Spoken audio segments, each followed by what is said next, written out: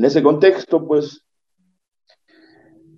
yo vengo de un pueblo ancestral, el pueblo Sáchila, hasta el momento ícono de transparencia, de dignidad, de ética y de lo moral. Revisando todos los casos, los procedimientos que se siguen en el ámbito del derecho, en el ámbito de la justicia, del debido proceso, considero que mucho más allá de tener más leyes, es necesario tener funcionarios públicos honrados, políticos honrados.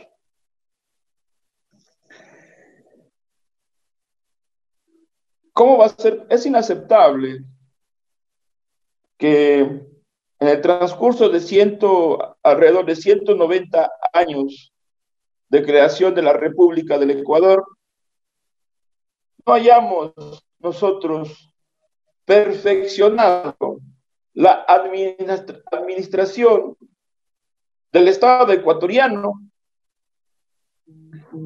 para derrotar la corrupción.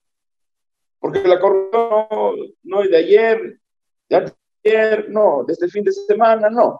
La corrupción lamentablemente se ha tenido en toda la época republicana. La lucha contra la corrupción no solamente debe de venir de quienes están pues administrando justicia, sino de toda la ciudadanía.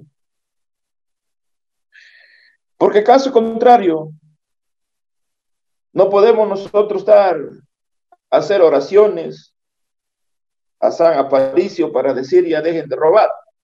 Esa es una situación propia del comportamiento del ser humano. En nuestro país han venido practicando una serie de situaciones, pero que no ha funcionado para el combate efectivo de la corrupción.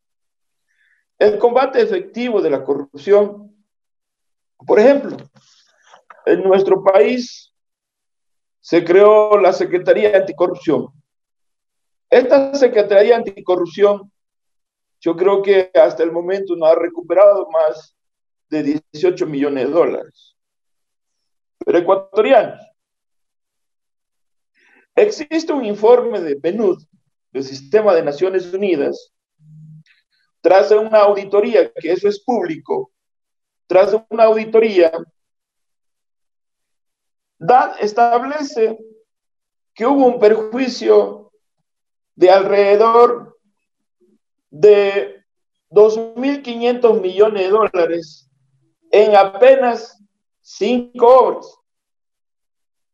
En apenas 5 obras, estamos hablando del correísmo, y que ahora me sorprende que muchos asambleístas del correísmo dicen vamos a combatir la corrupción. Entonces les recuerdo que solamente estos 5 proyectos, que no lo está diciendo Ángel Gende, no lo está diciendo otro ciudadano, lo está diciendo el mismo sistema de PNUD de las Naciones Unidas, que habla de los 5 proyectos. En apenas estos 5 proyectos encontraron un perjuicio de 2.500 millones de dólares. Estamos hablando de la refinería del Pacífico, de la refinería de Esmeraldas, del poliducto Pascuales Cuenca, del proyecto de agua potable San Mateo, de la terminal marítima Monteverde.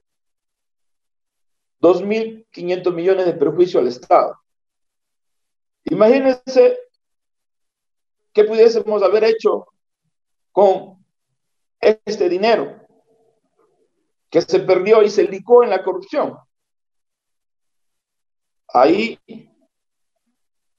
pudiésemos nosotros haber hecho más de 40,000 viviendas, más de 200 escuelas y más de 10 hospitales.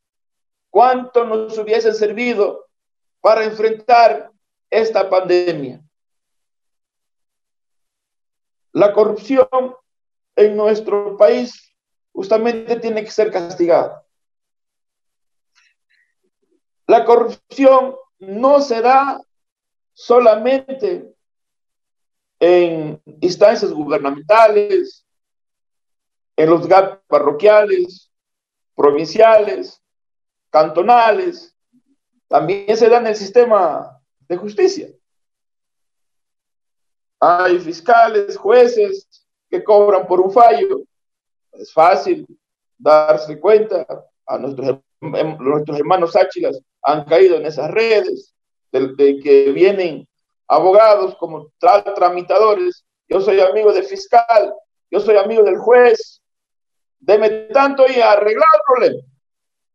Pero en este caso de la corrupción que estamos hablando ahora, yo considero muchísimo que hay que trabajar en la prevención, ciudadanos ecuatorianos, colegas asambleístas. Hay que trabajar en la prevención, porque hay un dicho que dice, lagarto que come no vomita. Ahí está.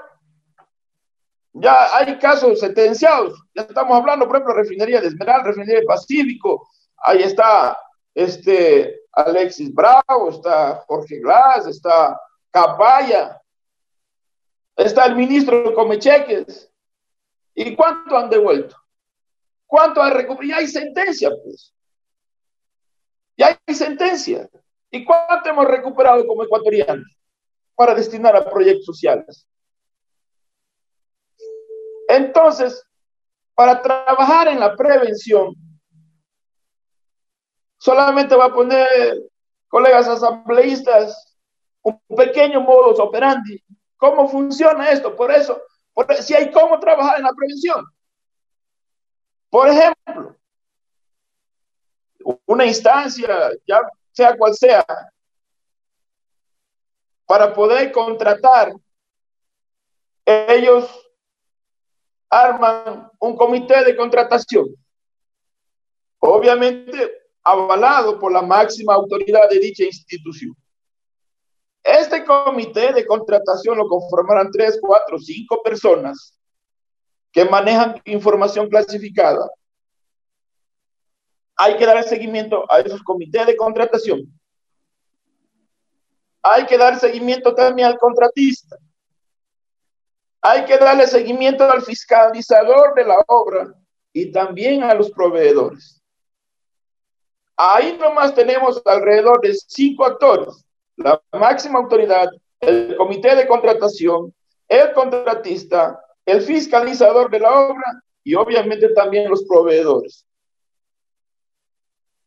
Por eso digo, es importante trabajar en la prevención, porque ¿cómo se han llevado la plata? Si un quintal de cemento cuesta $8, pues cuesta $8. Pero acá se han manejado. Entonces, ¿cuál ha sido el modus operandi de esto? De tres maneras. De tres maneras para poder sacar más plata en dicha obra es, por ejemplo, en los sobreprecios, en las coimas y en los famosos reajustes. Sobreprecio, coimas y reajustes. Entonces, por lo tanto, hay que trabajar en el Sistema Nacional de Compras Públicas y ese CERCOP que no ha servido absolutamente para nada. No ha servido absolutamente para nada. Entonces, por eso digo, hay que trabajar en la prevención. Y ahora bien, hablando sobre esta propuesta de ley,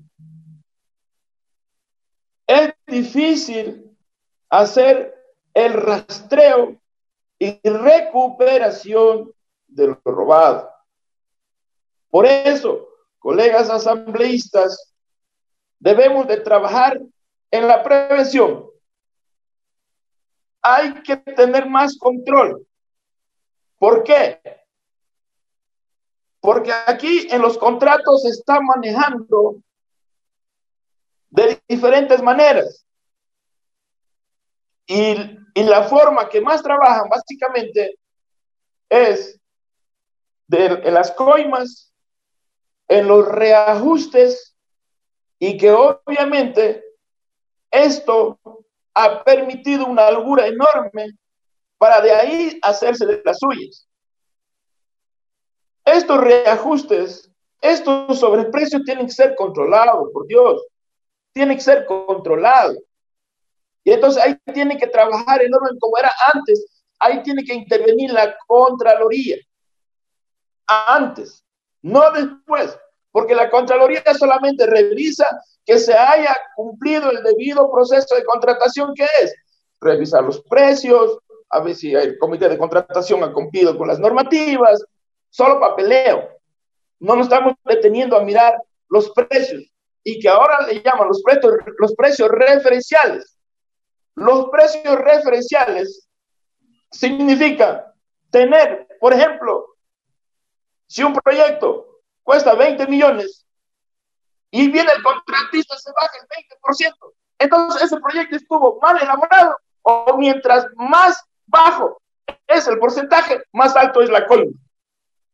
Entonces, dicho esto, esta ley hay que promover para incautar bienes, recuperar el dinero mal habido, aplicar el derecho a la repetición de las autoridades responsables, y que obviamente...